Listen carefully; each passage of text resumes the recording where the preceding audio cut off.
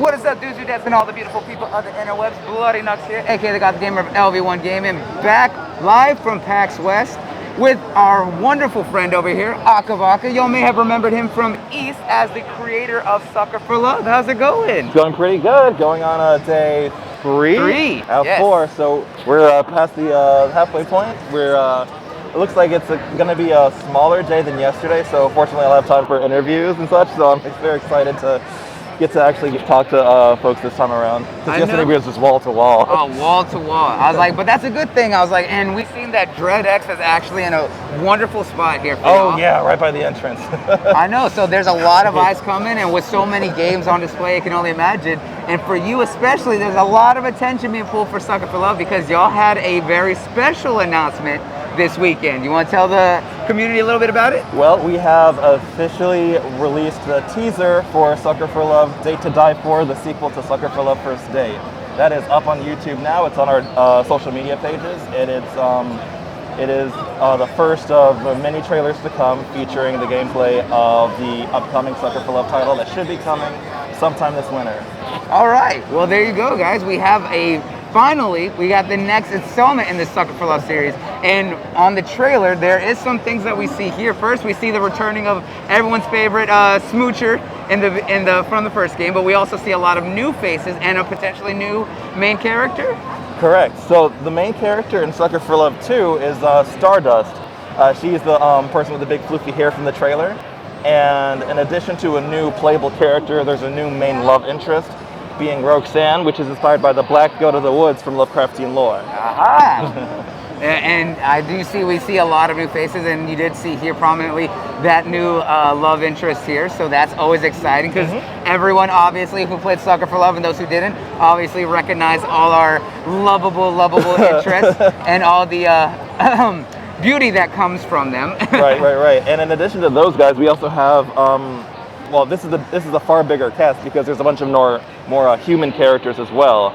There's, I think, 4 additional characters besides the main playable human that are also in the game, and then 1 more eldritch, not a deity but a monster that's also in the trailer, and that's Mu, the Shy Shoggoth. She's that cloaked figure that's holding like the white doll, and that is inspired by, of course, Shoggoths from Lovecraftian mythos. And so okay, so this time around we're not looking at just our eldritch and Lovecraftian love interest, but potentially some human ones as well? Correct. So this was supposed to be kind of like a, when you look at Lovecraftian like fan works, like games that are based on Cthulhu mythos and such, it's usually Cthulhu that, gods this, and just it kind of sticks to just, eldritch gods from the cosmos, and kind of failing to realize that a lot of Lovecraft's work was actually just about humans and demi-humans. Like if you look at Shadow over Innsmouth or Dunwich Horror, a lot of them are actually just about humans that have been affected by gods instead of just gods every single time. And so to kind of do those stories justice, this time we included a lot of human characters this time around. Of course, and I think that's a very good point, is that you do mention that a lot of Lovecraft's work does focus on that, like you mentioned, especially for Danger Over Innsmouth and a lot of that good stuff, is that it's about the influence that the gods have over the humans. And how, especially as we saw in the first game, the more that you interact with them, the more insane that you go to give themselves. But what about the people who already been affected and stuff like that and have that influence? So I think that's really interesting that you're mixing it up here. So now you have a god still, but now you have a monster and then a lot more of the humans. And we see quite a lot of that within that teaser trailer. So it's really cool to see a lot of that.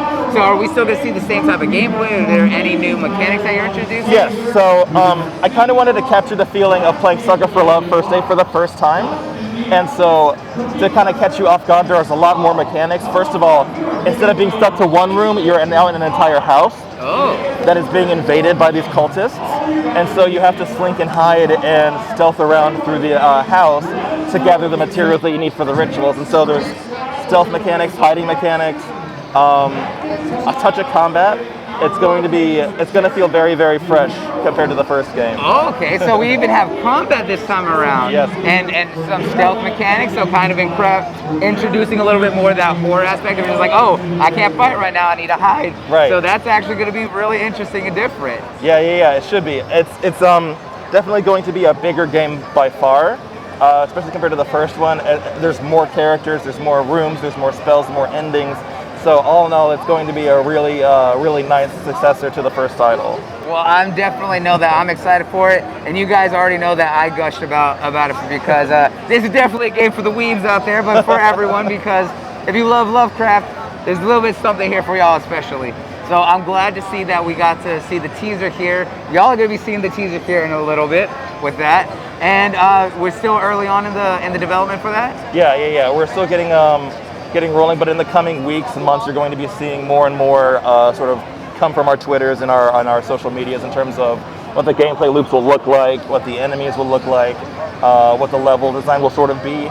So if you follow our social medias, you'll see more and more as we get closer to the release, which should be sometime this winter. Okay, so look at that, guys.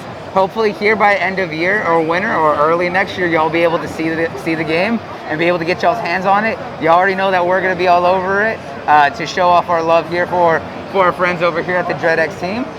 Is there anything last that you want to give the community here before we head out? Let's see.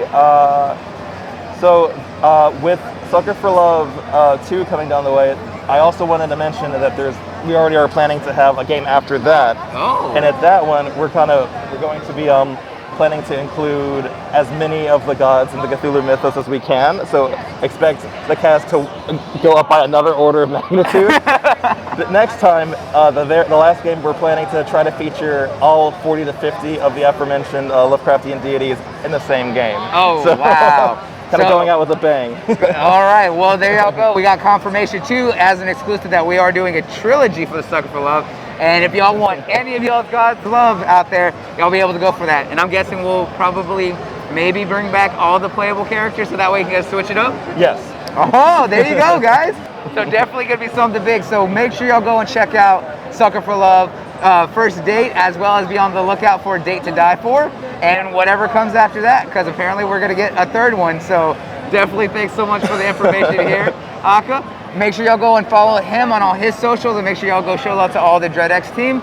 And remember to stay tuned here for all your live content here from PAX West, as well as everything that we got coming down the line. So until next time, guys, peace out, and see y'all next time.